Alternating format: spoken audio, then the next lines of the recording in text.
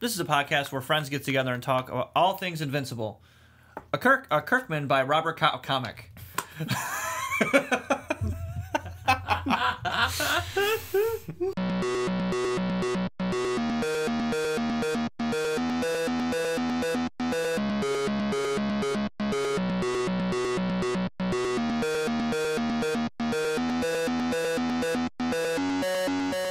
Hello and welcome to the Invincible Podcast, probably the best superhero podcast in the universe. This is a show where friends get to sit around and talk all things Invincible, a comic book by Robert Kirkman. On today's episode, I am joined by TJ. Hey! And Bill. Hi! We're going to be talking about some of the news that came out of New York Comic Con. We're going to be talking, our main topic of the show is going to be Angstrom Levy. But, we've got a couple other things to talk about. TJ, how are you doing today? I'm here. Yeah. Here. Bill, how are you? I'm also here as well. You are? Too, you are here. Also, yeah. Do you want to jump right into the New York Comic Con news? Yeah, let's do it. Let's jump right in. Jump right in. Overall, were you Break it down. kind of disappointed with the amount of news or lack thereof? A little underwhelmed, but I'm not surprised. I mean, maybe a little surprised. Now, the only thing was that... Oh my god, which one is it? Are you surprised or not surprised? Are you whelmed? I'm whelmed. Okay. No, the panel was called Robert Kirkman, Walking Dead, Invincible, and Beyond. So I don't know, maybe, I guess because its name was in the tag, I was expecting a little bit more. But, I mean, it was, still cool what we got. What we got, I was saying was, we're at least going to get this. Yeah, it was the minimum.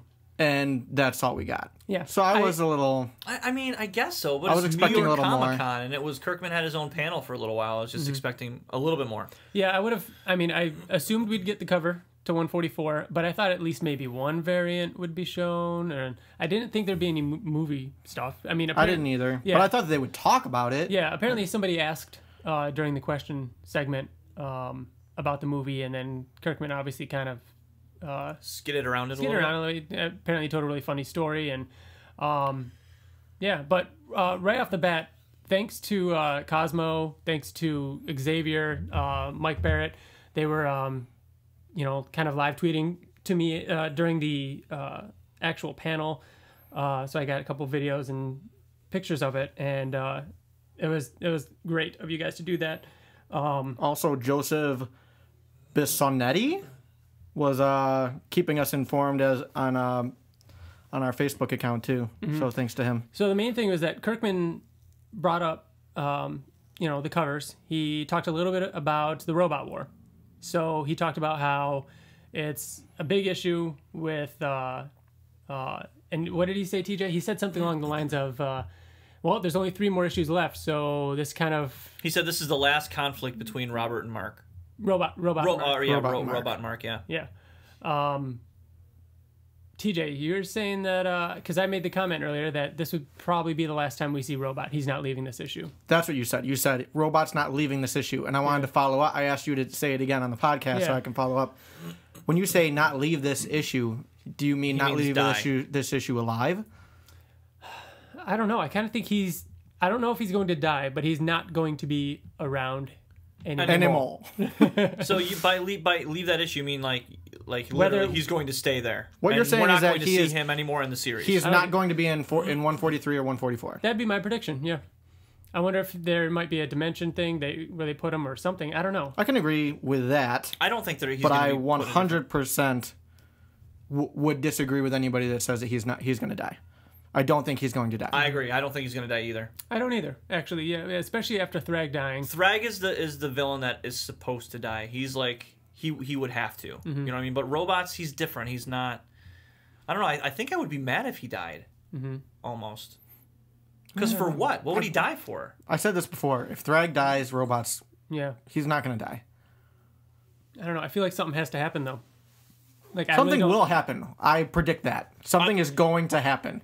Yeah, I mean, him not being the undercover leader of Earth could be something that would happen. And not only that, but banished somewhere. How does Earth survive after this? I feel like Earth has Immortal? King Immortal? No, I get that, but like we don't even know what Robot has ingrained his like himself into the world now, his society. Yeah. Like this is how it's run. The robots manage everything. He has done good though. I don't think that that's going to continue, but he has done good, and I think that they'll keep some of the things that he's put in place, but he's not going to rule it. No. Why? Okay. Robot is going to be the one who's going to instigate the trouble. Like, he's going to instigate because I don't think Mark cares enough about Earth. Mm-hmm. I mean, he does, I'm sure, but not enough to interfere with he hasn't cared for 5 years or 6 years. Mm-hmm. You know what I mean? Like, if he wanted to change something, he would have gone there a long time ago and been like, "Stop this, Robot." You know, but he left Earth. He left Earth because he was just like, "I don't care." Well, he left Earth because Earth was okay with it, and he wasn't. So he's like, "Fine, fuck it. If Earth is okay with it, what's the conflict then? Then I'm not going to live here." Why would Mark go back to Earth to start something unless Robot is the one who started it first with the Viltrumites? He already did it. He took all of the children. He doesn't know that yet, though. And that still hasn't been proven to be a negative thing. Right, exactly. He said you can't lead a horse. You can lead a horse to water, but you can't make him drink. He's trying to help them. To keep them safe. I know, but all that needs to happen is for Robot to change the mind of people on Earth. That's all it takes. To what? To change their mind. About what? To change their mind about not what? Being okay with him ruling. But why would Mark want to do that? What? Mark? I'm not saying Mark would want to do that. I'm saying all it would take is for Rex to change Earth's mind, for Earth to have an uprising, and I think Mark would join Viltrumites. That. Is that what you're saying? Against who? An uprising against who? Against Rex. Why would Rex cause an uprising against himself? I'm saying this is the conflict that Bill is talking about. Something has to happen.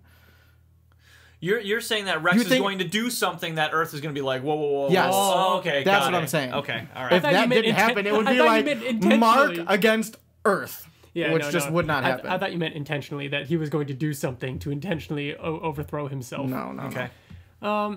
Yeah, I don't know. And I think that's exciting that we still have no idea what this conflict is going to bring. Do you think we're going to find out next issue? 141?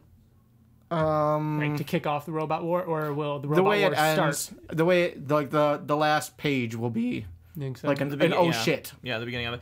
Do you think, because no one on Earth knows about Robot or Rex? I think he made himself public. Remember, at first he didn't, and then in that one Cory Walker issue, he had like the president lapel pin on, like the flag, U.S. flag. I think he became president. He didn't. Remember, he didn't want it, but they pretty much made him. Right, okay. I want to say Nolan told Mark that. So he is public facing now. So a public figure. Then Kirkman went on to talk about 142. Now I'm going to say at this point, we are going to be talking about what Kirkman said, very base level about 142 and 143. I don't really consider these spoilers, but if you're trying to stay completely, off what, you want to know, skip ahead 10 minutes or so. But again, I don't think it's too bad. These are in the solicitations. This is, and it's, I mean, if you follow Invincible at all, you should know. Yeah. It's just interesting. If you follow it at all outside of the comic, you should know. They're saying this kind of stuff. So here we go. Issue 142. I'm sorry, 143 is the cover with Marky on it. And so that's an issue which we find out more about Marky. And Kirkman said that that's when Mark finds out about Marky.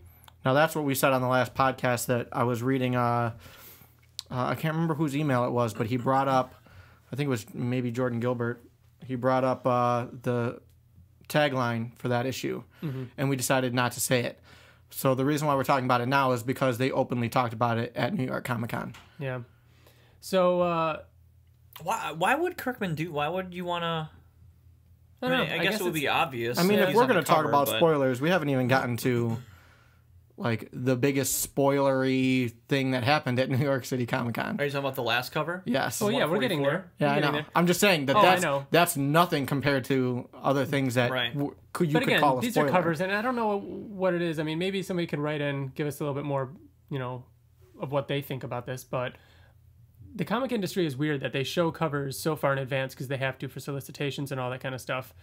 And they talk about it and everything. Now, is that just common culture? Because we've talked about it several times on this podcast about how the covers never are 100% spoiler, a spoiler. And plus, they've fucked with us before, too. That's what I mean. They do trick people. I mean, we've seen it several times in Walking Dead where somebody looks dead, or, the one cover of Walking Dead where it shows someone being hung.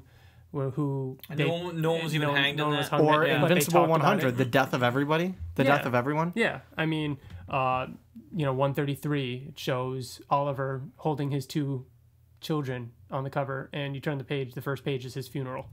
Covers do lie, but you know. I mean, the cover of issue 144. What would that really be lying about? No, I know, but I'm just saying. I don't think this is too spoilery. I don't know. But anyways, Mark finding out about Marky. So it's going to be 2 issues from now. You know, obviously during the Robot War. And you know what I'm also noticing a lot of? Anissa's husband.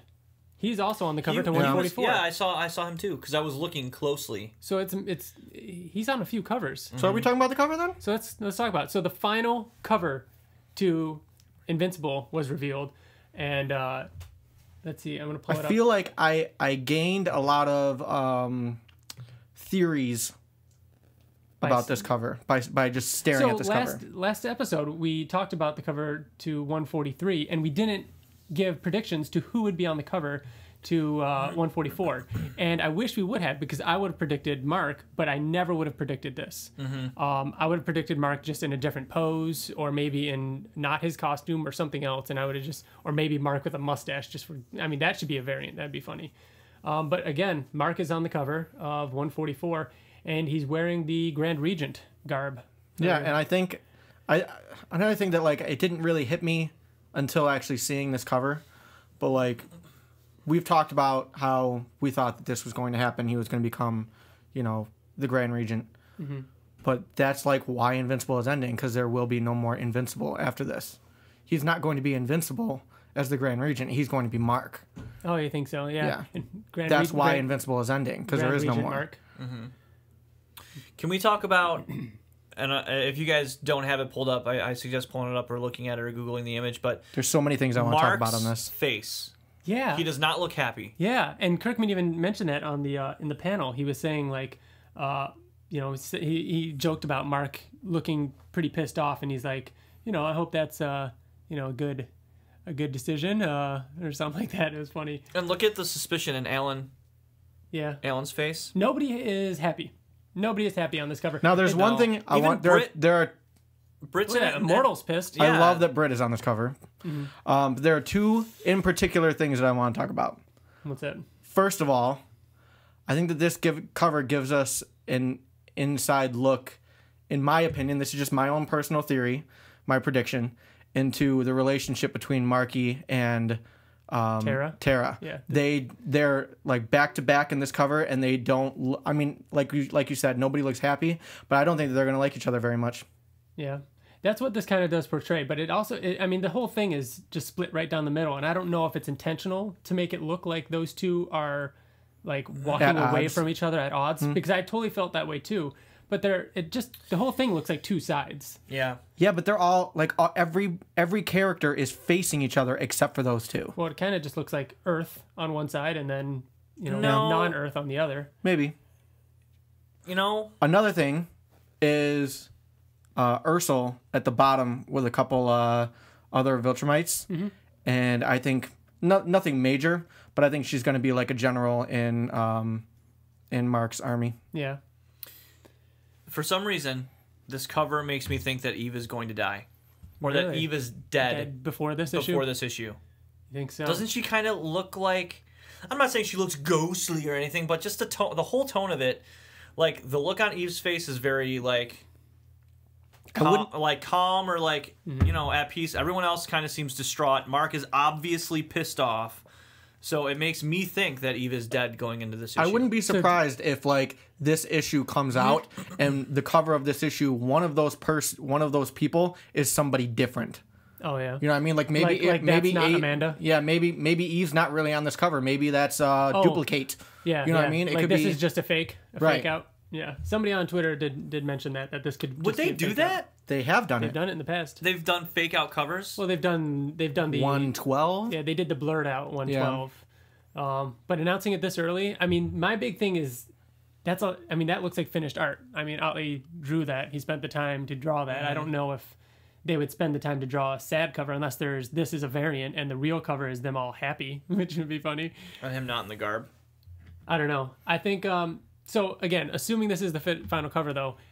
There's something I want to talk about that we haven't talked about in a long time, because I think we all moved on from that train of thought, but it's the whole Mark kind of going true to the ways, and we're going to talk about this later during the Angstrom chat, but, Angstrom says that in the majority of the dimensions, Mark is a villain. Mark is a bad guy, and that's been a theme of Invincible throughout this. Are we going to see a bad Mark? Is that kind of what this is? Because I love that where he says that I thought you were bad because in every other dimension you've been evil, and that should concern you. That should concern you. Love yes. that. So is this? Are we going to get another peek at that? Is that what this is? Because I haven't thought about that until I saw this cover. Right. Oh, maybe that could actually literally be a different dimension Mark. Oh. No, they wouldn't do that on the final cover. Yeah. No. I hope not, because I feel like they've toyed with that this entire series.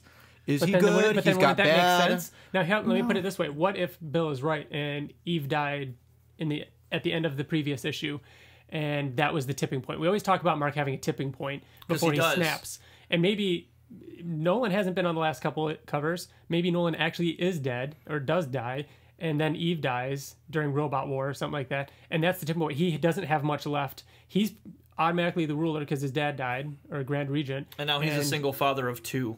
Yeah, I don't know. I think I would like to think that Tara is enough, to keep him in check. But why would he have the look on his face though? And he's like clenching his fists because he's trying to show strength to his newfound army. His army's probably not going to follow him. You know what I mean? Like think of all why he defeated Thrag. And it's that simple. People followed. First of all, how many billions of? They're all his children. Yeah, but they did. Oh, true. Those kids, you mean? Yeah. I mean those. Well, the army. They might follow Ursula. The look on Mark's face is the total opposite of what he was monologuing to Thrag. They were when they were fighting in the sun. He said there's a better way, like of love and peace and hope. And they were resistant to Nolan when Nolan first took over.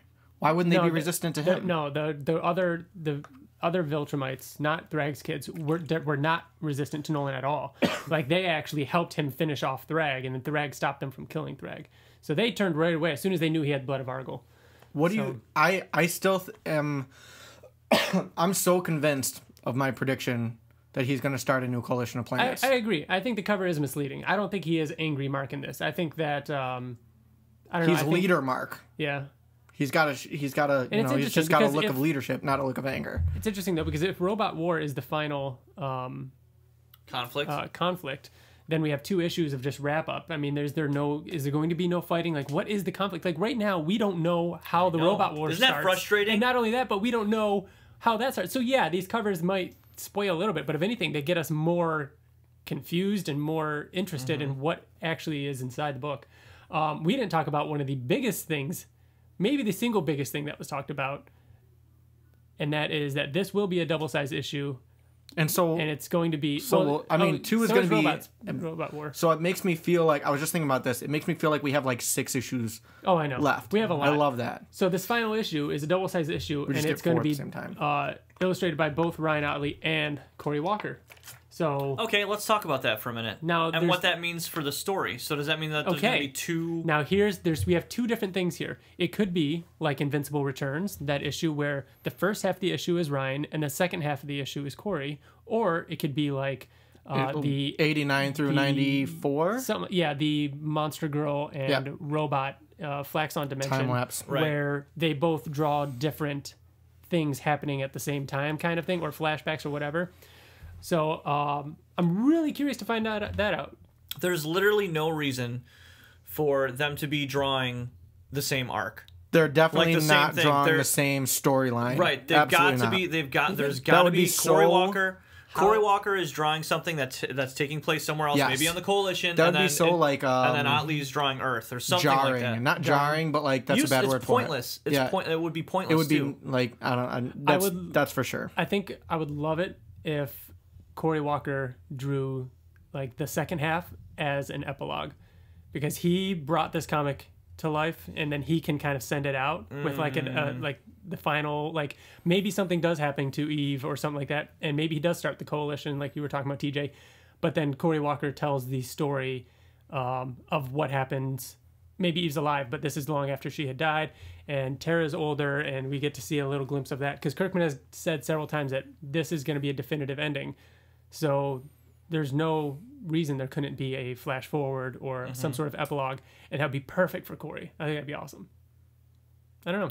That would make sense, but that would be it's half and half. Yeah. I mean, I don't know the exact pages, but well, no, he we said know that it's half drawn by one half. 16 is going to be Ottley. 16 is going to be. So that would kind of make sense too, though, because Ottley would finish out the actual story, like the end of all things, and then Walker would do like a bookend, and do so like. Cool. Could you imagine like all these flash forwards? Like it would show Mark and Eve getting older, maybe Eve dying of old age, and then could you? Oh, that would be fucking emotional. That's what it needs to be. That's another word that Kirkman said several times during the panel was that these are going to be very emotional issues. Yeah. So. That was a lot of time on that cover, but the more you look at it, the more you kind of. I mean, again, it's still just a bunch of faces. I mean, but their faces are so telling. I know. Yeah, there was a question segment after the panel.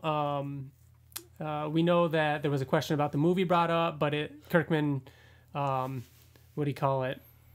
Skidded around it a little bit. Yeah, skidded around a little bit and told a funny story. We know that, what was it, TJ? Joseph, who was keeping us informed on Facebook, said that he asked a question. I thought it was a really kind of a smart question. He asked him if Lord Argyle would be okay with everything that Nolan did with the Viltrumite, with the Coalition. And Kirkman said he would, but then reminded him that he thinks like a Viltrumite.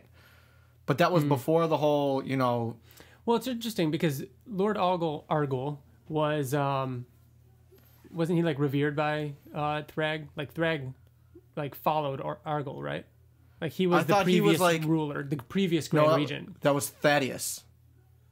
No, Thaddeus was the Coalition. Overthrew. Yeah, but I think you're right. Didn't Thaddeus overthrew Argyle? Yes. And then Thrag took up. And then, yes. Yeah, because Thaddeus killed Argyle. Yeah, and I think wasn't Thaddeus the one who started the whole destroying planets and like feeding off of other planets and stuff? Argyle? Was that Argyle or was that Thaddeus? I don't remember. I thought that Argyle was good. Well, he was a Viltrumite, and I believe he took to the Viltrumite ways, and we would have known otherwise because especially the fact that Thrag, worshipped. I thought that they were. I always took it as the possibility that they were good before Thaddeus. No, and then but Thaddeus made that. Then Game of Thrones. As far as we know, there wasn't, but there were statues of Argyle on Viltrum that we saw in issue 75. But I mean, Kirkman said that he would be okay with everything that Nolan did. Nolan brought them back to like a family base. Yeah. And I wonder if that has to do with the whole Blood of Argyle thing. Maybe he was a good guy at heart, but because if Argyle was so like cut and dry a bad guy, I think Kirkman would be like, no. Of course not. Yeah. And it would be kind of a stupid question. I like that, though. Somebody wrote into us. That was such a smart question. Somebody wrote into us a while ago when we were talking about Invincible books and like novels that they can do. And actually, I think a few people said this, especially on Twitter, what they would like to see. And a couple of people said, more history of the Viltrumites. And that would be something. More info about Lord Argyle. I mean, again, just bringing up that cover, issue 54. I mean, it's true. I believe, everything about Immortal, saying that you were in charge, you left me here, you shouldn't have done that. I mean, there's no more. Now without a shadow of a doubt. There's no doubt. Yep. So, Mike Barrett actually got a chance to talk to Kirkman afterwards. He was running a little late for the panel. Thought it started at a different time, and he actually got to chat with Kirkman a little bit afterwards. So that was pretty cool. He was telling me about that. And I know there's quite a few Invincible artists at New York Comic Con this year. Todd Knock, he did Invincible Universe. He did a lot of Batman stuff too. Obviously Cliff Rathburn is there. Mark Morales, who's currently inking Invincible. So yeah, pretty cool. Anything else relating to the panel that you can think of? Not the panel, but earlier today, Robert Kirkman announced that as one comic ends, another begins from the ashes. Starting in March, there's a new Kirkman series starting up called Oblivion Song. Now, did I read that it was a certain number of issues, or is it continuing? Do you know? No, it's a month. It's month to month. Yep. But Ryan, you were asking if it was like a limited series, right? Yeah, but I don't think it is. Remember if ongoing? It was or You think not. it's ongoing? Yeah, I think it is ongoing. and it's I think last episode or 2 episodes ago we talked about Lorenzo De Felici. Yeah, he did the variant covers of like the awesome Walking variants. Dead ones. Yeah. He did one for like each Skybound title, Yeah. and we talked about how Skybound picked him up to do a new series. Well, this is that series, Oblivion Song. When you look at his name, Lorenzo De Felici. what do you always think of? I don't know. I always think of De Florenza. De Florenza? Ezio. Ezio De Florenza? Yeah. So yeah, TJ, can you tell us a little bit about it? Yeah, they're saying that it's a comic that has a feel of somewhere in the middle of Walking Dead and Invincible. Mm-hmm. So where it's a little more It's got the heartfelt post-apocalyptic and like and fun, bleak. more fun than Walking Dead, but it's a little more bleak than Invincible, which I think is awesome. They showed a trailer for it, and it's up on our Facebook. I believe you retweeted it on our Twitter. Go check it out. But it looks like a lot of fun. It looks really cool. I think it's neat. It looks like it could be. I'm hoping that it's not cliche. Yeah. Because they keep talking about like, what's the main character's name? Nate Cole. Yeah. Nate Cole. Which is like just the name of 2 video game characters Yeah. mashed together. I was gonna say Like, it how looks many- like a video game. It looks like yes, it. it does. Yeah, it does look like a video game, but I mean it's cool. So 300,000 people in Philadelphia vanish out of nowhere and end up in this alien dimension. No, actually, I think weren't they attacked? No, they Didn't- just vanish. That's what it. Okay. That's I thought they were attacked too. Yeah, it was a little confusing. I thought the whatever they call it, the Oblivion, I think. But some event happens that kind of attacks the Earth, takes all these people, and then it just goes to their home dimension or something like that, along those lines. Or they all get sucked into it. Either way, that's what it was. But yes, and his job, or I guess off the books, is he's kind of a mercenary, you'd call it, where he goes to that other dimension to rescue all those because the people. government has given up all hope on doing it. And of course, there's more to it. Right, and it keeps being advertised as like, but what is he really looking for? And obviously he lost somebody. You know what I mean? It looks very Last of Us to me. It does kind of. I think now it's... here's the thing: they talk about this other like that it's all about him going into dimension. It's like a dimension hopping story. Yeah. One which, dimension. again, It's only that's, one dimension. That's what I was about to talk They about. said that it was a mix between... Oh, wait, no. You know what? I'm thinking of something completely different. All right. Ignore that. So it is one dimension. Again, this is appropriate. It so we're only talking ever about Angstrom. talked about the Oblivion dimension, which is Yeah. Do you think that there will be a Kirkman moment where there is another dimension? I would hope so, because that would be the only way to keep it fresh. Keep it fresh? Yeah. I think that's awesome. I love that. And as we're going to talk about this episode, like Angstrom Levy, like other dimensions, Kirkman does a really good job with that. And Maybe there's he'll so make an much room. appearance. Oh, Maybe that'd be this, kinda cool. maybe this Like a is prequel. What if this is an Invincible? What if this comic years and years from now ends with him being... What if that's Angstrom Levy underneath that mask right there? You don't even know. It's not even a mask. It's a white guy. The white man. Yeah. You never know. There's infinite universes. He could be a white guy in another universe. Or the Oblivion. Don't be racist. Or the Oblivion planet What's is the desert planet that Mark thinks he kills Angstrom. That'd be cool. What's exciting about this comic is that the best parts of Invincible are the alternate dimension things. Some of the best parts. Yes, I think the most fun parts. Yeah, I think that's. I think yes, but dimensional stuff make me nervous. Yeah. It's very think tough so. to do it right. But you could and do I think anything. that it worked in Invincible because It's he easier than didn't time travel. He didn't overdo it. It's very similar though. Yeah. It is similar. I mean, you can do whatever you want in another dimension, and the timeline remains the same in your home dimension, right? Right. You can make a dimension that's just like the alphabet is alive. You know what I mean? And lampshades talk. Like you could literally do whatever. What do you like? Just think of like DC dimensions. You know what I mean? DC overdoes. That's Well, yeah. Infinite Earths, and that's It's the same like, thing with Marvel. It's all comic books. But- they but- overdo but it, and in this an- is a comic book that's doing dimensions. This is But why in I'm an- bringing it up. But in an indie self-created comic, Yeah. I mean, it seems. I'm just small saying enough. it can't. Yeah, When you have to definitely. have several titles all tying together and all making Right. sense. No, I agree. Right. I agree. I think it's going to be great, and I think that if anybody can do it, it's Kirkman. Mm-hmm.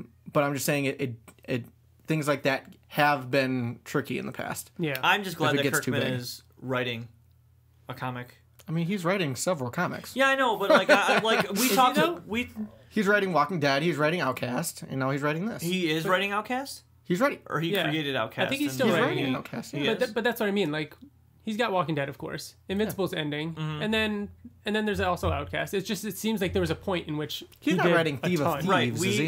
I don't know if that's still going. No. It is still going on, but he's not writing it. Bring Haunt back. Damn it. It's just exciting. We haven't had a new Kirkman book to talk about in a while. I remember the last time. Well, Outlast, Outcast. Yeah, I remember not really being that excited for that one, but this one I am more. And again, I'm just glad that he's actually continuing to write something. Like he's starting a new comic as opposed to like finishing up all these loose ends, so he can then like produce, like movies and stuff. And like that. So he announced this like 12 hours ago as of this current moment of us recording. I'm surprised it hasn't gotten picked up by a movie yet. A whole 12 hours. Or a TV show or something. One article did actually... it'll get picked up. One article joked about that, saying that, there's no surprise that it probably already is picked up. Wasn't Outcast... It was picked up before the comic came out. Yeah. Which means I have no doubt this is. I think it will. Or this is a video game or something. You know what I mean? It is. It probably already is. I think that this should be a video game just based off of the, 1 minute and 30-second trailer I saw? Yeah. It looked very video game-ish. No, I think it's exciting. That'll be cool. And when is it coming out? March. Oh, that's such a long time. But you know what, though? Invincible ends January. You're right. That is actually a good point. Yep. So, yeah, it'll give us something to pick up afterwards. All right. I think that brings us to our topic of the show. We're going to talk about Angstrom Levy. Now, we used to do this, and I say used to as in the second episode we ever aired. And never again. And never did it again. It wasn't the second episode. I'm pretty sure it was the second episode. Third. It was the third episode. Yeah, it was the third. Because it was intro, movie talk, and then in memoriam. Yes. Okay, so... What did we talk about in the first episode? It was just us talking. Just you being like... It was TJ being like, and Mark's a superhero, and... It's kind of like Spider-Man. Yeah, it's like Spider-Man, and... That was me making fun of myself, too. Oh, all really? Right, so... we did... And me just not like this. Like, we still do that. Not as much. Not as much. Not right. being able to get my point across. So we used to do these things called in memoriams. The first one and only one we ever did was for Rexplode. And as we said, that was probably our third episode. And we wanted to just talk about characters in depth and just, wherever it takes us. And we figured it only makes sense to do it with characters that have died because, odds are we won't see them much more. So this one's going to be all about Angstrom Levy. So my favorite villain of this series. I think almost everyone's favorite villain. Really? Everybody's favorite is Conquest. Everybody says Conquest. But then they think about it and they say... Do you like Angstrom more than Conquest? Yeah, Angstrom's a more... What? Yeah, Conquest was just... I've never heard that from you ever. Machine. Conquest was Bane. He broke... Yeah, Invincible. I liked. I would break you. I liked reading Conquest more. Like Conquest is everyone's favorite arc, but that doesn't mean that he's everyone's favorite villain. I think that's a good point. That Conquest might be everybody's favorite section. Yeah, but again, there's still probably people that still prefer him. I mean, that's just Angstrom is like a really fucking interesting character. Mm-hmm. So let's talk a little bit about his origin. He first appeared in issue 16 of Invincible, and it was cool because that issue started out. And it was Mark in Times Square. Just destruction around him. Just destruction everywhere. And it was... mid-speech. Yeah. And it was Angstrom Levy running and hiding in a bunker. And he goes into this bunker and he talks to Immortal and Robot down there. And what's quickly apparent is that Omni-Man and Mark had taken over the world.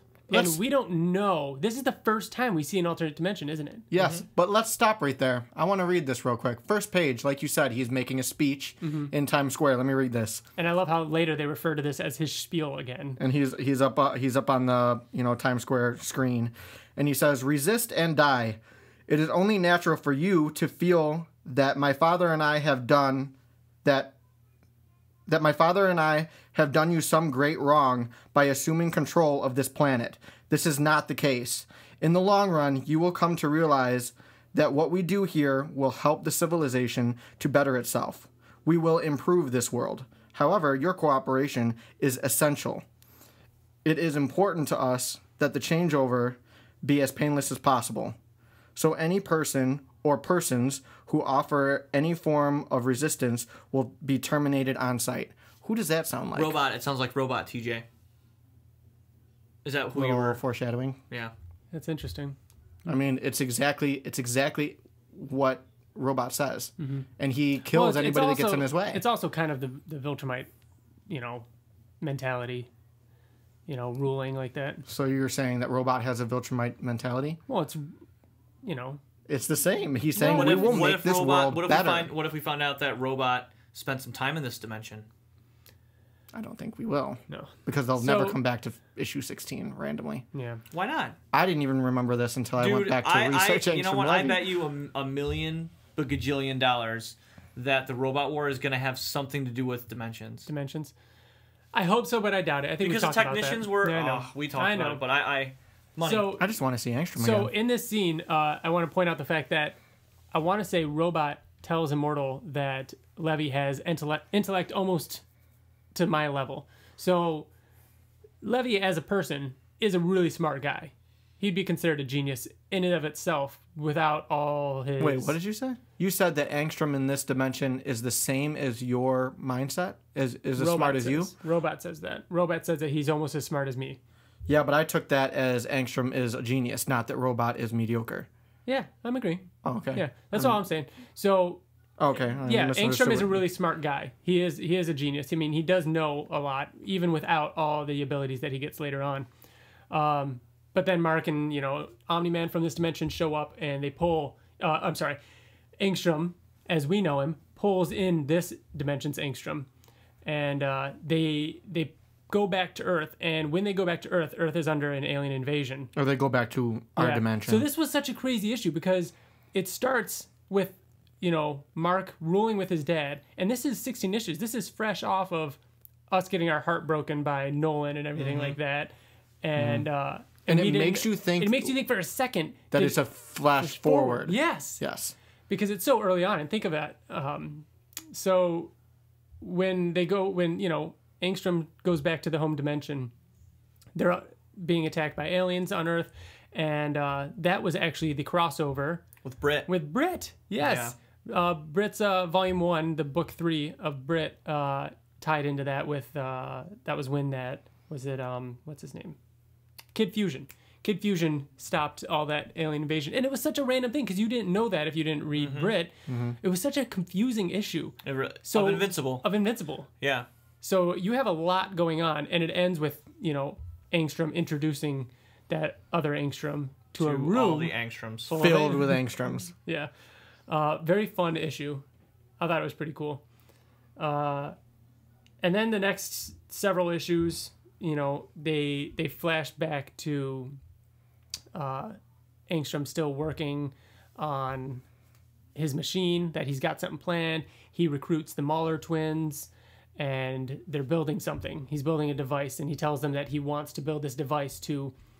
gain all the memory from all the other Angstroms from all the other dimensions, so he can have the knowledge of every dimension and it's that he exists in. It's thousands, we'd assume. He says there's multiple devices set up in multiple dimensions, and he needs those Mahler twins to connect those devices through the dimensions.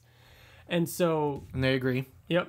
Now, issue 24 is the big conflict. This is when Mark shows up. He gets the call because, by the way, Cecil was monitoring this. He was monitoring the Mahler twins, watching this happen. So this was an early sign that Cecil was keeping tabs on villains and not really acting on it, just to see where it goes.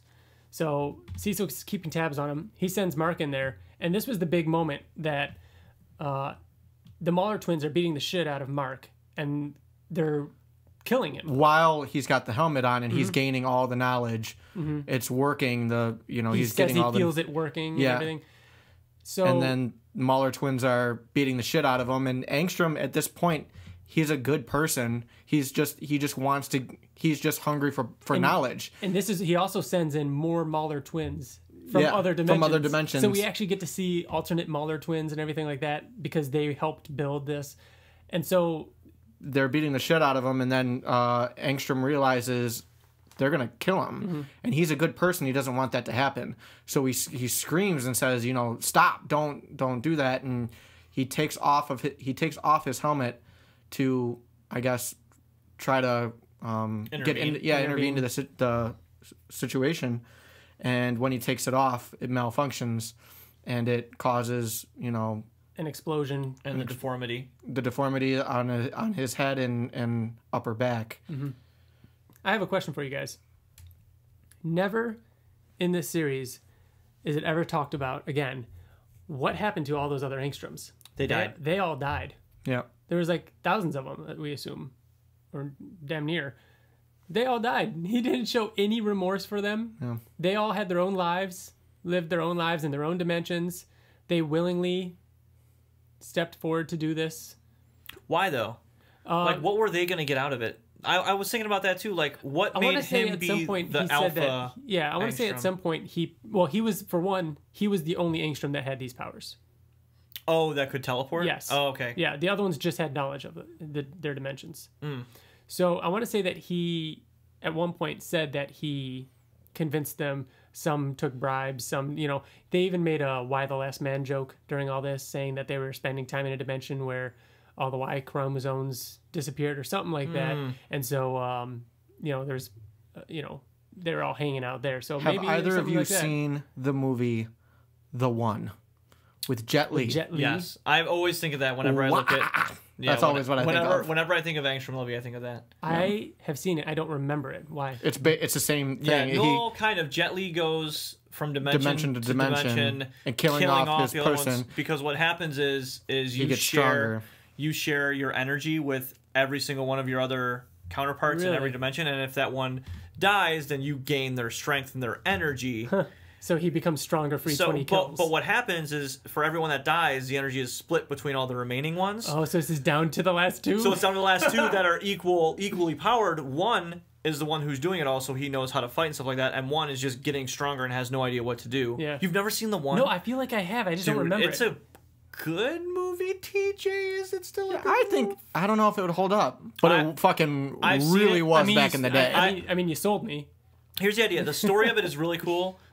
Jet Li's awesome. I love it. But it came out like during the Matrix, like slow mo. Oh yeah. You know what I mean? Yeah. Like bullet time. So it was kind of overdone. But like a the little bit. fighting though, it's like right at that era where like all the martial arts movies were coming out, and it was just. But I mean, the way that they did it too is he moves so fast that everything else moves really, really slow around him. Mm-hmm. So there's a part where he'll just like take a motorcycle that's floating in the air and like slam it on this other guy and stuff. So. Yeah. All right. Well, go watch The One. Yeah, it's relevant to our conversation. That's right. It's relevant to Angstrom Levy doing. It's kind of what he did. So Angstrom Levy crawls out of the wreckage, and he blames Mark for his deformities.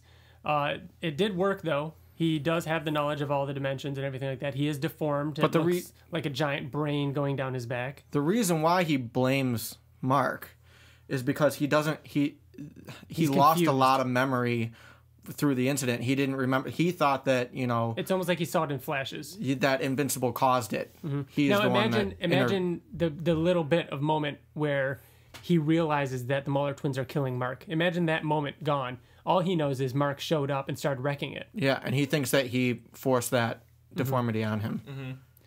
And so he vows to search all the dimensions for information on Mark to use it against him. And that's the last we see of him until issue 32, Africa. Now, one of my favorite story arcs is Africa with the love triangle. Amanda. Amber. Excuse me. Amber, Eve, and Mark. And so they're sitting there having dinner or breakfast or something like that, and Eve gets a call, and she says it's some guy, and they think it's Cecil. Mark picks up the phone, and Angstrom says, "How fast can you get here?" or something like that. He says, "Your mother wants to speak to you," and it's Debbie crying, saying he hurt me or something like that. He flies. And then Angstrom Oliver's like crying and stuff. Yeah, he's a baby at this point, and Angstrom says, "How fast can you get here?" On the last page is just Mark him sitting there with Angstrom sitting there with such an awesome page. That and then 33, my favorite issue. So 32 ends with him, Angstrom sitting on the edge of the bed with Debbie crying with a bloody nose, holding a crying Oliver. So creepy too. And so 33. Your favorite single issue, TJ? My favorite single issue. I have an original page from this. It was the first Invincible page I ever got. Mm-hmm. First time meeting Ottley. So, tell me about it. Clearly, in my opinion, the most fun issue / emotional issue. Like, it had everything in this issue. This is why it's my favorite issue. Because it's so emotional, but it's so fun at the same time. Yeah. Like, him going through all the... So, basically, what happens, recapping, is that he shows up, and Angstrom keeps forcing him into other dimensions. We see him... There's a call to Spider-Man. There's a call to Batman. Mm-hmm. There's a call to a zombie universe of Walking Dead. It's just so much... A zombie universe where they say... What do they say? Meat? Yeah. You know, he was talking to dinosaurs. Spider-Man. Oh yeah, where the dinosaurs were like, oh, we haven't. It's a sapien. Yeah, we haven't had sapien in years. And... Yeah. So, but at the same time, back at home, it's just Angstrom and Debbie, and she's just crying and holding He's being, Oliver. Like, super sadistic, like yeah. talking about how don't he's worry, always like that. I'll kill the kid too. Like he's like joking around saying that he's gonna like hurt Oliver, and he at one point she talks back, or no, she says something, and he breaks her arm over the like coffee table or something. Kirkman likes like ripping off appendages and just breaking arms, like Conquest, Angstrom, Eve, Debbie. So breaking limbs. The end of that issue didn't that ended with him being stranded in. Yeah, Invincible kind of like pushes him into another portal that he had open, and it was like the desert. Yeah, I do want to give a shout out before universe. That though, because this was one of the only times where we got a spinoff. Yeah. So there was Marvel Team Up 14. Was it 14 or 4? It was 14. Yep. Yeah, Marvel Team Up 14, Spider-Man and Invincible, and I wanted to reread that before coming in here because it had been forever since I read it. It is so good, guys. It's so much fun. So good. And it's drawn by Corey Walker. I read that for the first time when we were on our way to... Yeah, because I brought it. Toronto Fan Expo. Yep. That was hilarious. When we interviewed Ottley. It's so funny. Isn't that where doesn't he meet the Avengers in that one? And he like makes fun of how... all their names. Oh, my God. Just so the way you're Clawman. The entire time, like... He says he's got... Iron Man, Wolverine, Captain America, Spider-Woman, all there, and he goes, let me guess, you're Robot Man, Luke Claw Cage. Man, Flag Man, Fabio Man, Batwoman. He calls Luke Cage Black and Black Man. Black Man? You can't say that anymore. You can't get away with that. But yeah, this was actually drawn by Corey Walker, which I thought was a really, really cool touch too. Mm-hmm. It was a great issue, and it explains why there's web still on Invincible when he flies back through the portal, because Spider-Man for a split second considered going along with him to help him. It was just a really fun comic. Everybody should check it out. It is actually still on Comixology too, so if you have a hard time finding it, it's on Comixology. Or the Marvel app. It adds a lot of time to the issue too. Like he was there for a long time. Yeah. When I reread it, I got to the point where he went to the Spider-Man universe, stopped reading Invincible, read the Marvel Team Up, and then went back to it. And Angstrom says, it's been a while since we've checked on your son. We should check on him. But otherwise, it doesn't feel like it's been a while. So it almost is intentional. Not only that, but do you have 33 digitally? I do. Bring that up. Why? What are you thinking about? So there is a page in this one where he goes back through, and a page in 33 where he's coming back through, and they're different pages. Oh yeah, it's from a different angle, right? Right, but it's a different angle. Everything is like exactly the same. Everything it's perfect. Oh yeah, the way is because he bumps into Doc Ock. Right. And Doc Ock's hand is on his head the same way. Like it's all exactly like that. And his arms in the air. Yeah. I don't need to find it. It's all right. I got it right here. But it's perfect how it matches up. Again, check it out if you haven't read it. Moving on though. So you guys were saying like, how does that fight end? You know, like because he's trying. I mean, Angstrom is trying to wear out Invincible by sending him to different dimensions. That was his intention? Is this the first time Mark has like mutilated somebody? Yes. Okay. This was the first time. Like we saw the fight between him and his dad, which was bloody. Yeah. But you see, like his face is kind of beat up and. You know, but this was the first time Mark felt threatened and that like his family was being threatened, and he took it out. Oh yeah, on Angstrom. Yeah, and I want to say like cutting Immortal in half was bloody, but nothing was this bloody. Mark was beating him, and he was drenched in blood. It was the first time we saw like that Ryan Ottley gore. But that's right. I remember. So it ended with you not seeing what he did to him. No, you don't see his face until the flashback issue. Until it shows his face flattened. On the fucking ground. The camera like pans back, or there's a panel where the camera's back, or camera, Right. And it just shows Angstrom's legs and blood everywhere. Right, and then Mark is like, "Oh, I'm sorry. I thought you were strong like me," or something like that. Yeah. Because he did. So when he was stronger than a. He does have super strength, but just not like he's not that strong. He's not invincible. So then when do we see him next after that? So that wasn't it like that 100, was like issue 1 something? Well, that was 33. We don't see him again until issue 51. But before that, Mark gets stranded in that dimension, and that's when we get the future dimension. Eve and Guardians alternate future. No. This is. Well, it's not canon. It would be an alternate timeline from that moment. It was Mark's actual future if he hadn't been there, and they went back and corrected it, essentially. Thus creating a new timeline. I don't like that kind of time travel. That's the only time Kirkman uses that kind of time travel. Where you can change the past to change the future? Mm-hmm. No, it always creates an alternate dimension. Yeah. In my opinion. Maybe it did. Oh, well, it did, because they did, after they sent him back... they didn't vanish, though. No, they didn't. He said, "Shut up, Rex," and he's like, "Well," he said, it's going to take a few minutes for this to charge, and we can go back home." So it probably created another timeline. So then, one where he disappeared and one where he came back. The reason why I don't like that though is why would they even go back to change what they know? So they're just going to be like, "Oh, well, hopefully that dimension is better than our shitty dimension that we have to go back to." I know, but that's time travel. That was technically the only time, but there was potential for that to happen in Reboot as well. Never went it just never went anywhere. Yeah. So he was stranded there. They sent him back. But it was 51. Unless you wanted to talk more about that. No. I'm just 51. So the big issue 50, and then 51, the Jim Lee cover ended with Mark and Eve sitting on the rooftop, finally agreeing to be a couple. Mm-hmm. They finally got together, and in the distance you see an orb camera watching them, and then the final page is Angstrom watching it on a screen saying, "Young love, soon, soon." How interesting. Yep. And those orbs pop up every once in a while within the next 9 issues. From 51 to 58 he's watching. Yeah. And 58 is one of my favorite issues. It's right after Wolfman. Mm-hmm.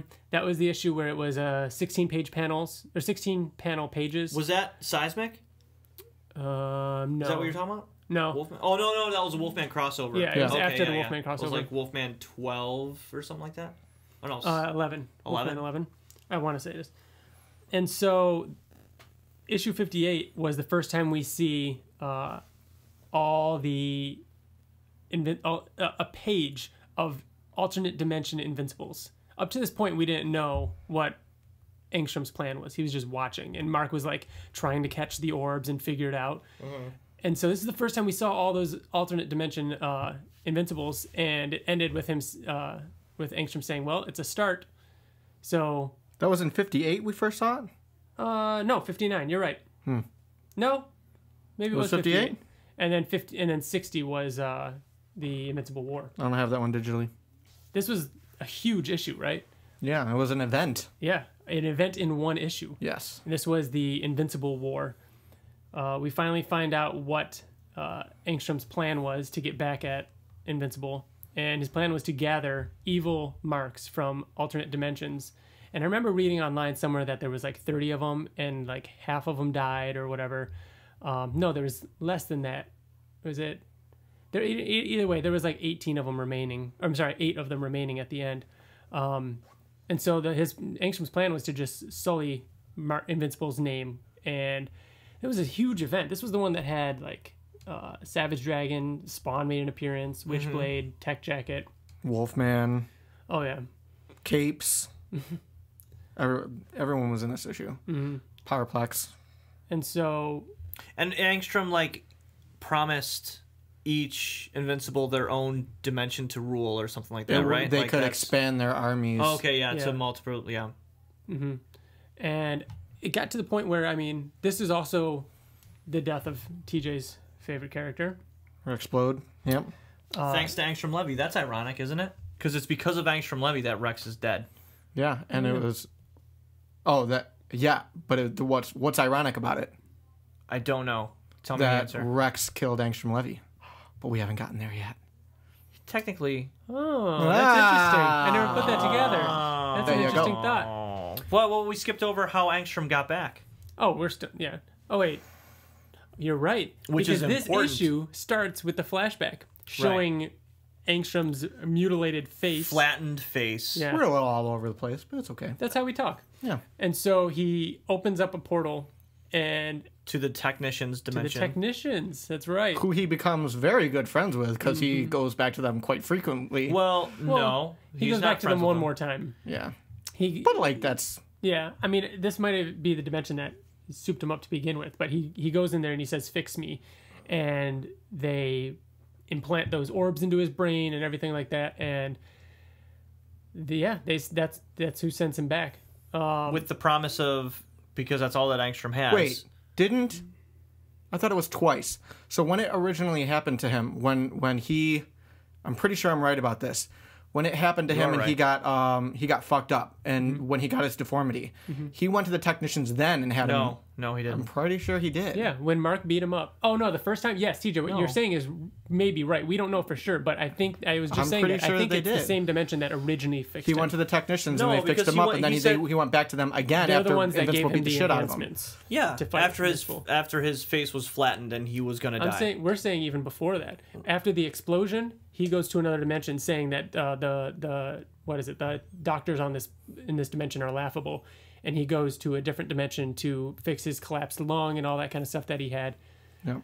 But and again, then Invincible fucked him up, and then he went back to the Technicians. Yeah, that's not, because you got to assume he had to have known. And then he got his arm chopped off, and then he went back to the Technicians, and they said, no, fuck you. You work for us. Yeah, now you work for us. So, issue 60. We got a deal. Yeah, issue 60. The surviving Invincibles, they form a mutiny, or start to form a mutiny against him, and he immediately just knocks him back into that desert dimension, which is cool that he has that kind of card. Where there's only one left that we see later on. And he ate all the other ones, yeah.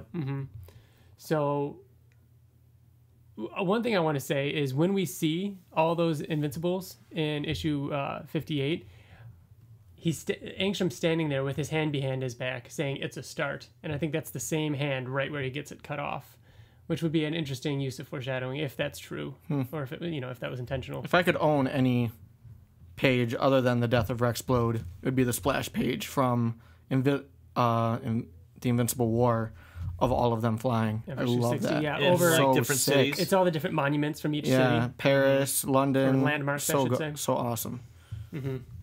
Yeah, that is such a great page. I want to say that was such a good issue. I want to say that was one of Liz's favorite pages. Yeah, it should be. During the New Reader, we were talking about I remember very vividly her getting to this issue. Part, yeah. After Ryan Ottley spoiled that Rex was going to die for her. Yep. If anybody's going to spoil it, it should be Ryan Ottley. It should be. So, Mark then, proceeds to beat him up again. Angstrom tries to escape, and that's when Oliver's like begging him to kill Angstrom. He's like, that's that whole concept of, just kill him already. So he stops. Look at all the destruction he did. And Mark, it looks like he decides to do it. He's about to kill him. Yeah. Like, he's straight up about to kill him. So let's think about an alternate reality. What would or wouldn't have happened if he killed Angstrom right there? I feel like they toy with this the entire... I don't know if much would have changed, because Angstrom disappears. Hold on, and then he comes. Angstrom is being used. Oh, you mean by the Technicians? By the Technicians, and also, I believe, Robot. Right? Well, we don't know. Who's okay? So when Mark goes into an alternate dimension, how does Angstrom's arc end? Well, we'll get there. We'll get there when we talk about that. So after issue 60, TJ, where does issue 60 leave off? Going back to the Technicians. Yeah, we didn't talk about like he's Invincible is about to kill him, and then Angstrom opens up a portal, and he's like he's all the way through it except for his arm, and he closes the portal while Invincible is holding his arm, and it rips his arm off. And so now he goes back to the technicians and basically says, "You have to fix me. I have to go back." And they shut him down, don't they? Aren't they like, no? They say we had a bargain. You were supposed to give us something, and now you work with us. Now you work for us. So that is the last time we see him till issue 65.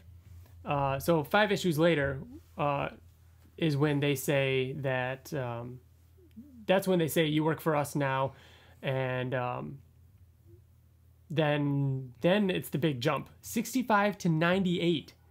We don't see Angstrom Levy till in between 65 and 98, and that's when he's on a random splash page, freaking out, yelling. The technicians zap him and say he's free to go, basically. Yeah. So they send him back, and that's 98. So when we do see him next is issue 100 after that, and it's him appearing, looking at on a flooded planet, because this is when dinosaurs flooded everything, and he's looking at the news, like a news article through his, whatever, and it says Invincible dead. He's dead, yeah.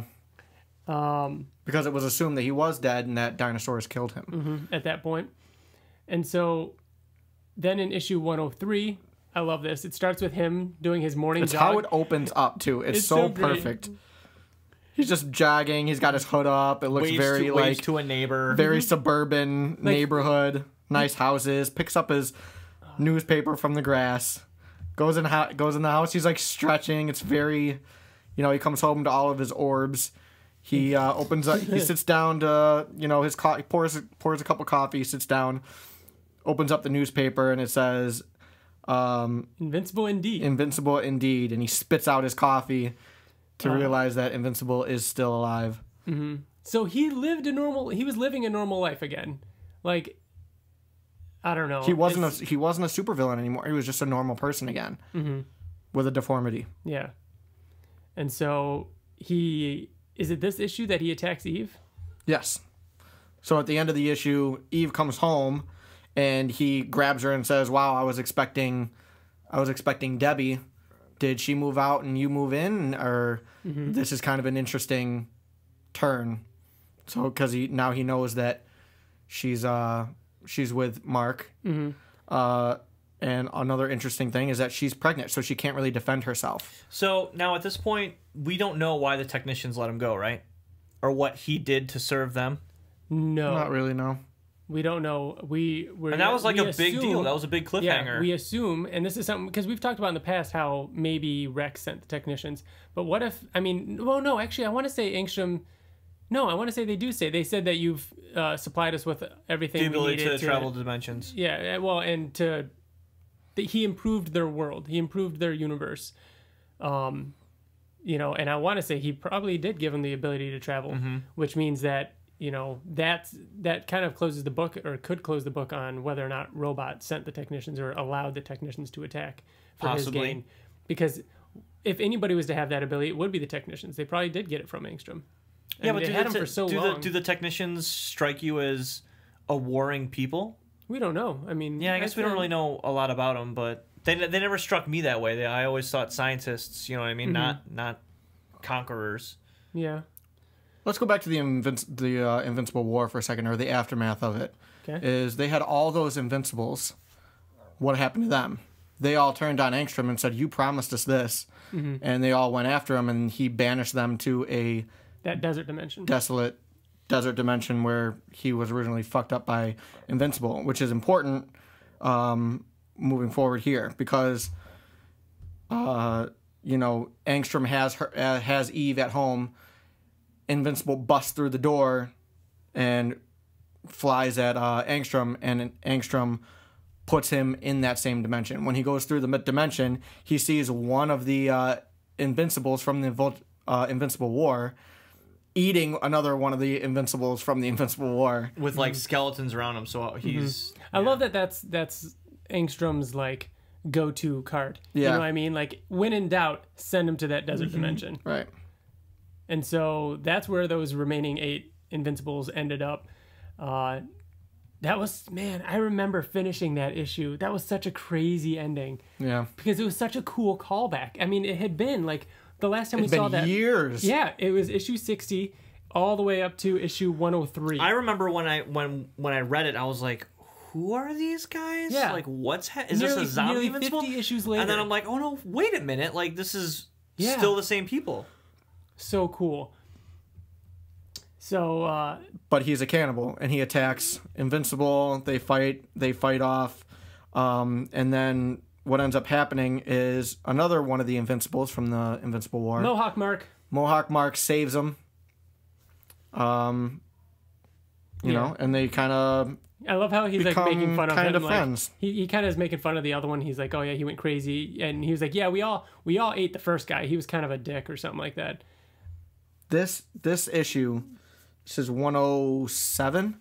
Reminds me so 104. 104. It reminds me so much of 33 because it's very similar. As Mark is in another dimension, and it's, you know, he's got her captive just like he had Debbie captive, and you know he's kind of deducing, why aren't you fighting me back? Oh, you're pregnant, aren't you? He kind of figures it out. And at this point, she wasn't using her powers because it could hurt the baby. Mm-hmm.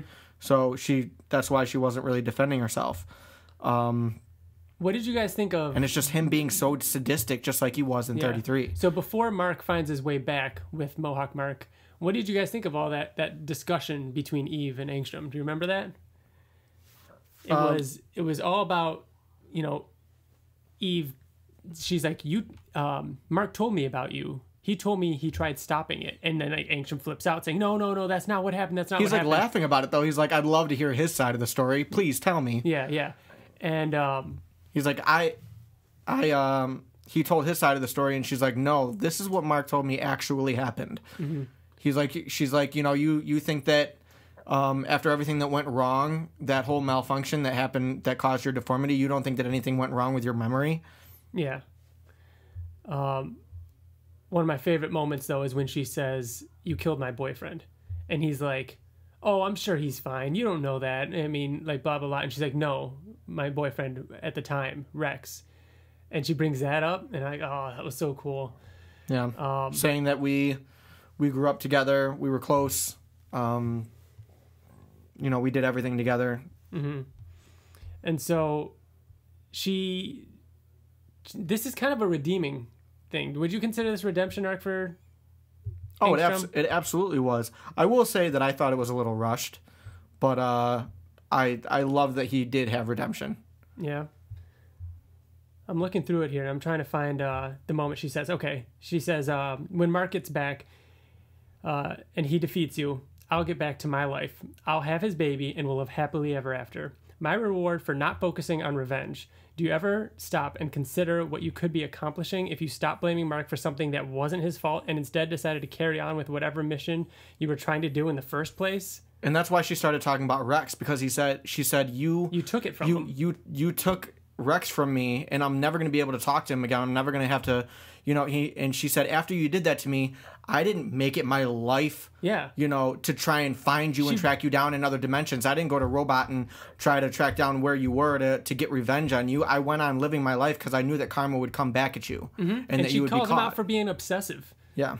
Which is ironic because the final arc of this is Mark becoming obsessive with finding Angstrom.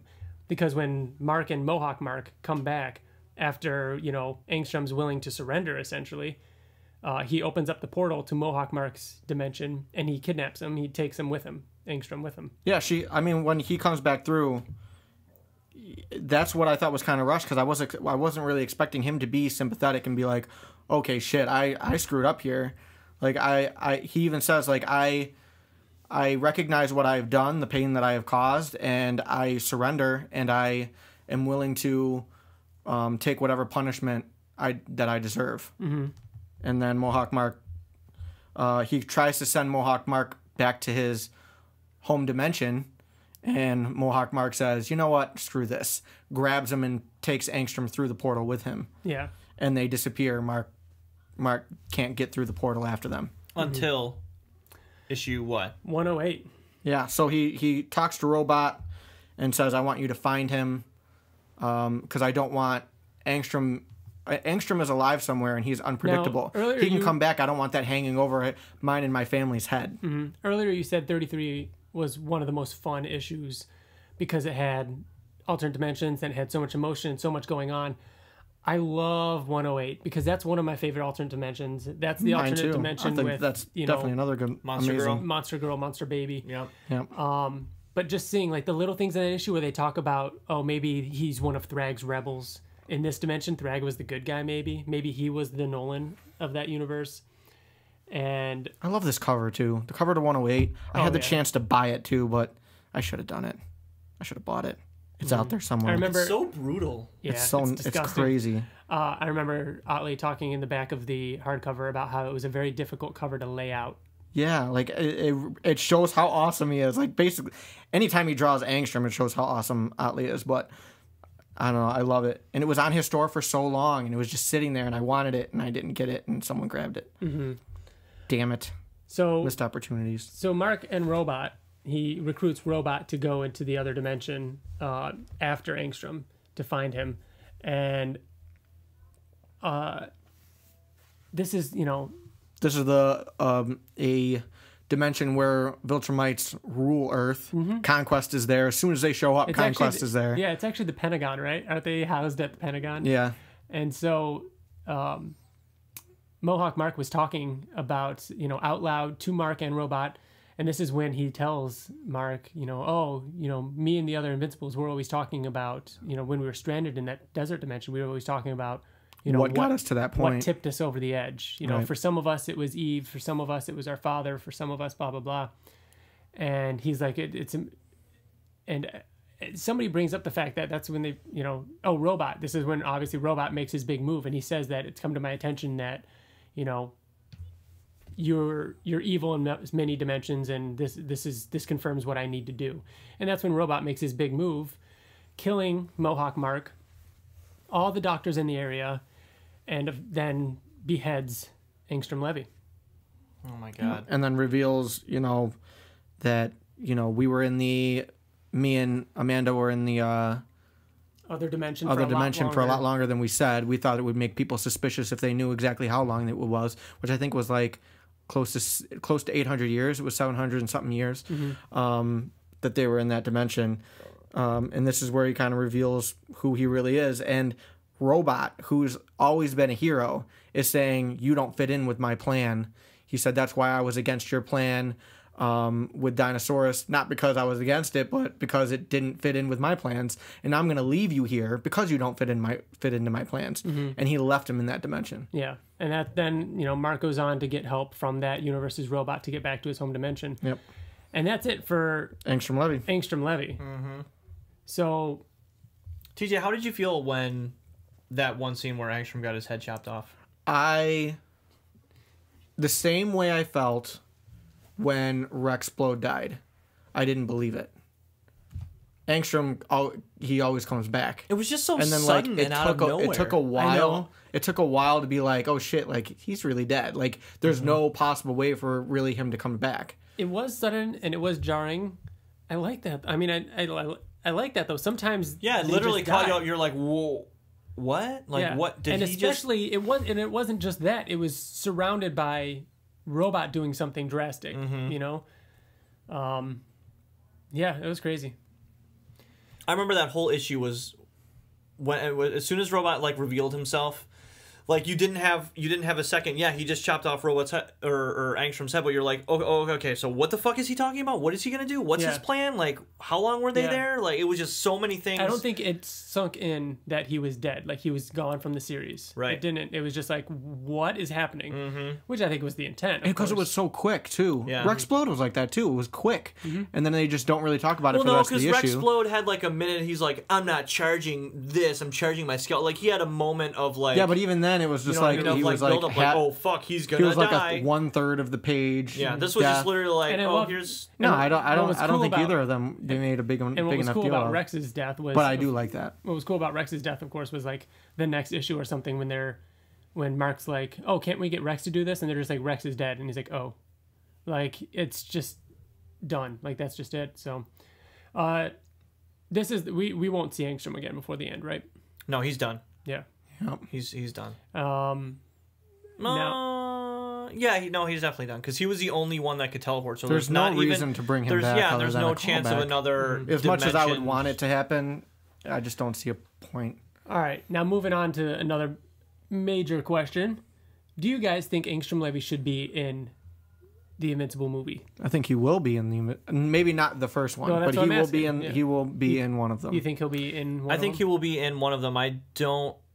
There's no way he'd be able to fit. But I mean, when they were talking about it, they were pitching ideas to See, Kirkman. that's what I was going to bring up. Of like, Remember, he said something along the lines of like there was something that he told us something that I didn't really know I wanted until he pitched it, kind of thing. I mean, what if it's possible this could be more dimension based, more like that's something we haven't seen in superhero movies is alternate dimensions and then dealing with all that. I mean, they have Angstrom, who is a character that allows that to happen in movies, and he would keep it super interesting as opposed to just retelling. I mean, you could maybe do the whole Omni-Man thing pretty quick. No and then way. make Angstrom like a co-villain, like Sandman. I would hate that. To I would Green hate Goblin. That.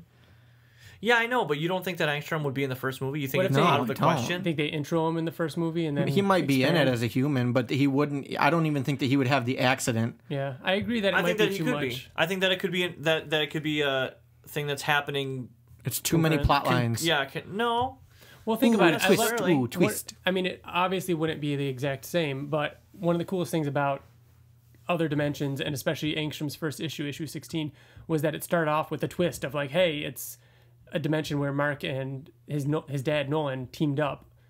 You won't get anything like that if you don't know the characters yet. You can't appreciate other dimensions until you know the characters. Okay. Could you imagine if that's like literally, like I just thinking about this is, so the first movie ends the way the way I want it to end. I want it to just be, Mark and his father. They're telling their story with other side characters throughout. No Angstrom Levy.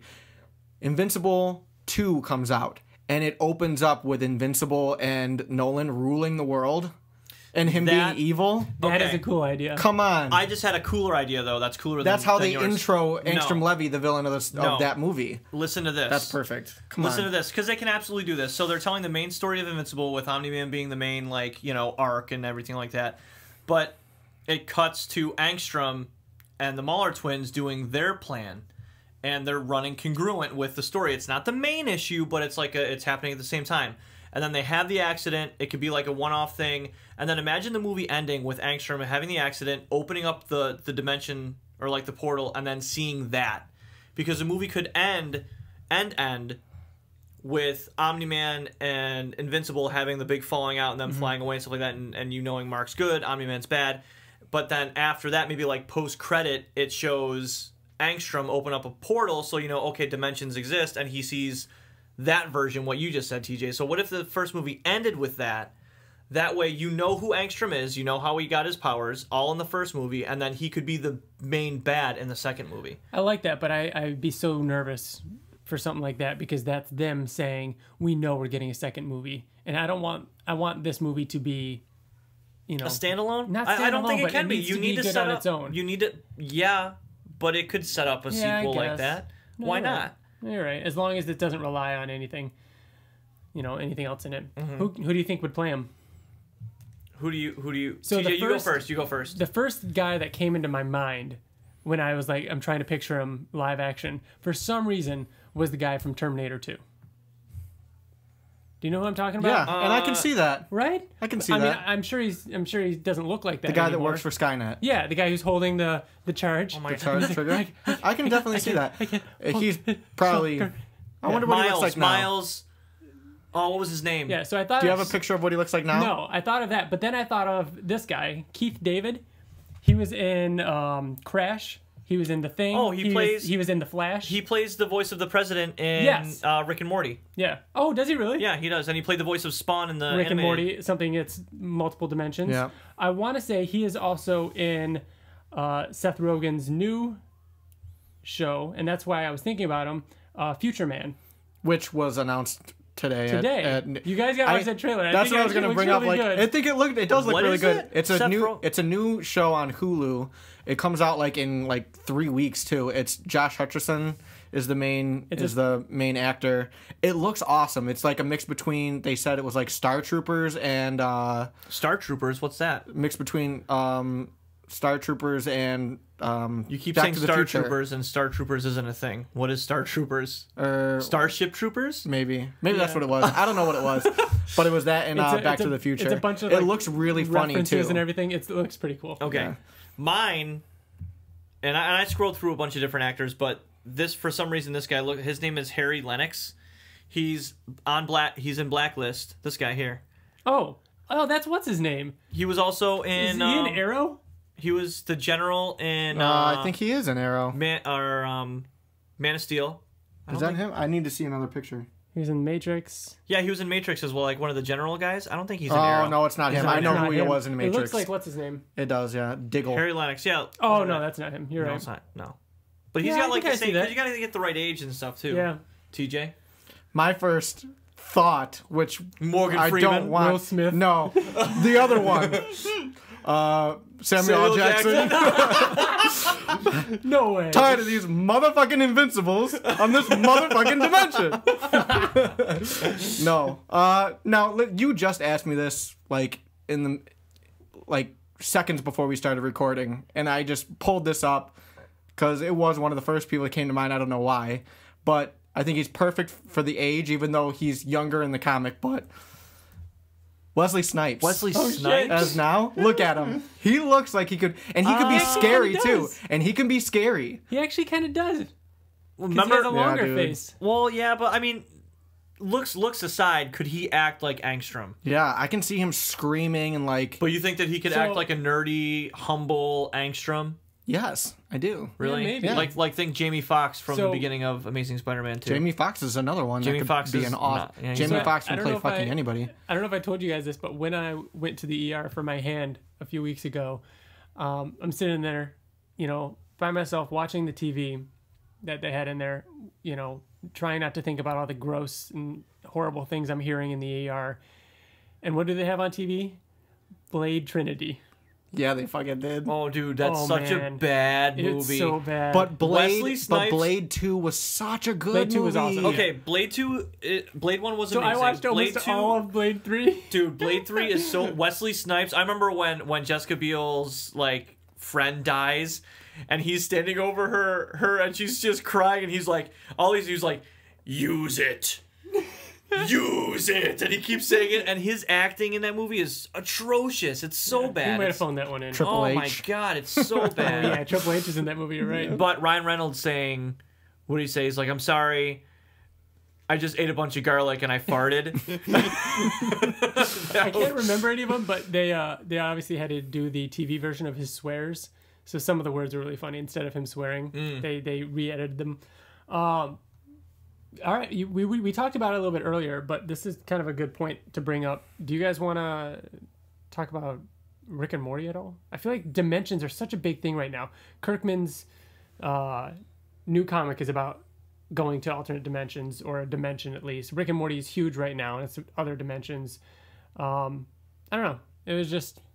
I think it would be a cool commission idea, and I think it was Devin Barry who was on a fan spotlight that we're good friends with now. He originally wanted to get that from Ottley. He ended up going with Thanos because that's his favorite comic book character ever of all time. He said he can't see Angstrom Portal without thinking of Rick and Morty. Rick and Morty. Yeah, I thought that was a really cool commission idea. Are there any other TV shows or movies or anything you guys want to chat about before we? Well, sign speaking off? of Rick and Morty, they just did the season finale, which I thought was, this isn't too spoilerish, but when the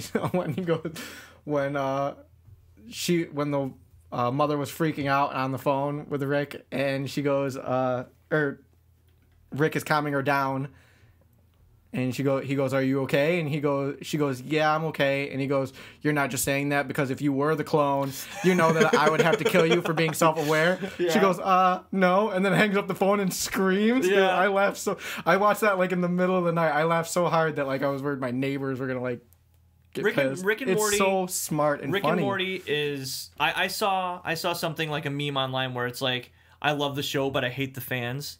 And the people that you hear talk about Rick and Morty make you not want to watch it, because I was one of those. I'm like, what the fuck is this Adult Swim show that? And the animation, it just looks so dumb. Yeah, it looks really stupid and cheap and dumb. But then as soon as you watch it, the animation. Oh my god, the fucking like the amount of. I always thought Futurama was the smartest science fiction like show, but it's got a little bit more heart. Where Rick and Morty has way more like crazy science that just it's so continuous. Maybe. You know what I mean? Is that the right word? Continuity, like where everything has an effect. It's like Breaking Bad. It's like Breaking Bad, but if it were to happen in a cartoon where that gas mask, him leaving it right there, is going to be a problem like 4 episodes away or next season. That's how Rick and Morty is. I might watch more. I watched the entire first season, and I'm not sure it's for me. If you've watched the entire first season and you still not enjoying it, you're not going to like it. You're not going to like it. I watched the entire first season and stopped about a month ago, and I haven't gone back. Then you're not going to like it. You should like it by the end of the first season. I think I was enjoying it, but like I said before, like there was the only reason why I started watching it was because I was promoted at work and I got a lead position and I was the leader of a whole bunch of newer technicians people that I didn't know, and I was looking for something to like relate with them, and one kid was telling me about the show and I was like, oh yeah, and he put every episode on a thumb drive, and I was watching it real slowly just so I can have something to talk to them about, and then like I think it might have been after the first season that I fell in love with it. Yeah, I think it was like, I mean, it's just one of those things that like I've never been a fan. I did not like Rocko's Modern Life. Yeah, you don't like stupid things. But it's so smart at the same time. No, that's not true. He says that, but there are certain things that you like that are stupid. I'm just really picky. That's all it is. Last Man on Earth might be the stupidest show on Earth. Or on That's TV. Funny. That's ironic. On TV. No, it's not. It is really stupid. I love it, but it's so dumb. And the main character, he's so stupid. His character sometimes is the worst part of the show that I don't like. I agree. I feel the problem way. is with Rick and Morty. Yeah, I honestly can't get past Rick or Morty, which sucks because I wish I liked it more because the show is so smart and the things they do, like the episodes. I mean, there was some awesome, really intelligent stuff. The art design is awesome. Like the characters look awesome. Did you see the Mr. Meeseeks episode? Oh, that's so funny. It's such a brilliant idea. It's so awesome. Yeah. I love that. My favorite episode, and I think it might be everyone's favorite episode, is the Parasite one where they keep. I think this is the second season. Dude, you know what? That's probably the smartest episode. When we're talking about smarts, that's the one where I was like, this show's different. It's actually being extremely intelligent while being funny. Now I'm gonna now I can't wait. I think, you know what? Give it to that episode. Maybe, yeah, give like I said, I'll probably watch more. It's just that I don't feel so funny. I just don't feel it's so smart. And shout out to Pickle Rick. I fucking love Pickle Rick. You know what? You like Pickle Rick because it's Pickle Rick. It wasn't. Because his fight scene with the rats is one of the best things that happened on the show ever. That's funny, and also like him sitting on the table and she's like, "What's this string taped to a syringe with the timer?" And like the only reason why he's turned into a pickle was to get out of that thing. Yeah. So changing direction a little bit, comic books. Have you been reading anything else, TJ? Because White Knight came out this week, and I'm really excited to read it. What is White Knight? It's Sean Gordon Murphy's Batman. It's kind of like a one-off 6-issue series. I already have it pre-ordered. I had it pre-ordered like 2 months ago. It's a Batman book? Yeah. Yeah. Really? So we'll show you after the podcast. The guy that did Tokyo Ghost. And Chrononauts, yeah. Oh. Yeah, but it looks awesome. I've been following him for a while and seeing all the art that he's putting up, so I'm really excited to check that out. Wait, there was one other TV show I want to talk about. What was it? And I think that you should watch it because it's X-Men. The Gifted. Gifted, I heard it was awesome. Me and Liz watched it, and it was just so X-Men. Yes, dude. Good. No, I didn't think that at all. It was like, the mutants are getting chased, and the family, and mutants are bad, and they have these powers, and they're brought up by stress. It was very good. X-Men, though. It's very good. I'm just over X-Men. I liked it a lot. It was good. I liked it a but lot. I'm over it. I doubt either of you will know. Does it tie into the Legion universe? No, I don't know. I didn't see Legion. Okay. So I've heard good things about Legion. I'm going to try that. But the one guy who runs the mutant underground, like they're not the Brotherhood, but they're like the mutant underground. His phone rings and it's Of course. Like Yeah, it's there's little tie-ins here and nods. there. We saw Kingsman. You saw Kingsman, right, TJ? Yeah, I saw Kingsman. We all saw Kingsman. Yeah. Oh, that was interesting. That was weird. That was really good. It was a good sequel. I enjoyed it. Did Liz see it yet? Liz saw it with us. Yeah, we went. Yeah, It was good. yep. Yeah, I liked it a lot. It felt like a very good sequel. I liked it. I liked the first one just a little bit more, but I think not I liked much. it a little bit more than your little bit more. But yeah. Yeah, I liked it a lot more.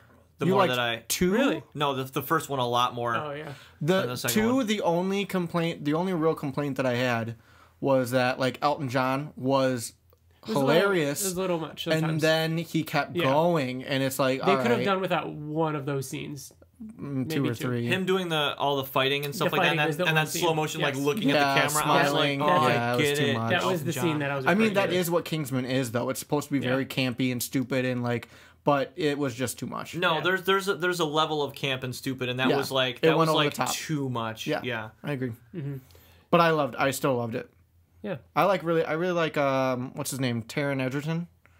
Yeah. He's awesome. He is really Who? cool. The main character. the main kid. Edsy. Oh yeah. Yeah. I didn't know this, but he played Eddie the Eagle. Oh yeah, I knew that. I didn't yeah. know that was I him. wanted to see that. And I he didn't played know the that was voice of the gorilla in Sing. And he actually sang. I never saw I'm it. still standing. That's him singing. He's actually a really good singer. Yeah, he is. Interesting. Yeah. Would you see him as Mark or no? Oh, I really could actually. He wouldn't be on my top 5. I would say easily top 5. He could do it. I don't know. He could do it. Yeah. Sure. I would if they announced him. I wouldn't be mad at that at all. I would have to hear his American accent though. Yeah, that's Because sometimes it sounds super forced. I just downloaded a Stranger Things official game on my phone. Oh, this came out of nowhere too, didn't it? Yeah. It just I dropped? knew last year after Stranger Things was released, the creators were saying that they wanted to release an old 8-bit style video game that bridges the gap between the two seasons. Now, I'm not sure if this actually is still true to that. I don't know if this still bridges the gap between the two seasons or not. And I'm usually not into mobile game apps at all. But this looks awesome. I played the first few minutes of it, and it plays really cool, and it's a lot of fun. So video game-wise, I've been playing that, or I'm going to start playing that. I'm about to go on a car ride for a few days this weekend, and I'll be playing that. But Stranger Things Season 2 comes out, Halloween? Before Halloween, the 28th. I thought it was before that. It's a couple days before. What am I thinking of? It might Something be the comes 20th. out something Halloween-ish comes out the 13th or something. I thought it was that. I don't know. But that's all I've got. You guys got anything else to talk about? I bought a bed. You bought a bed? I bought did? a king-size Tempur-Pedic fucking What bed. an adult thing to do. Yeah, it's so nice. How is It's it? so fucking a nice. Tempur-Pedic? And I bought a oh dude, I just sink right into it. And I bought $200 sheets that are Holy shit. they're the Egyptian thread count. no, they're better. They're better than Egyptian. They're velvet. I don't know. Katie probably knows. She'd love to hear about sheets. It's ridiculously comfortable. Liz and I slide right into the bed. Do you remember when Liz and I went, obviously on the cruise, and we won the Newlywed game? Yes, you guys So cheated to win the Newlywed game. we did cheat. We knew what the questions were going to be because we've seen it before, and we just kind of prepared ourselves. But anyways, we won bamboo sheets. They're made from bamboo, and the thread count was really high. Bamboo. Bamboo is a funny word. Bamboo. Bamboo, the old bamboo. The old bamboo. Bamboo. So that's what I thought of when you That's it. said Tempur-Pedic sheets. I thought there was more about your bed sheets. No, and it got less interesting the more I told it. and I was like, oh no, I better connect it to something else. All right, that's it. Let's wrap up, guys.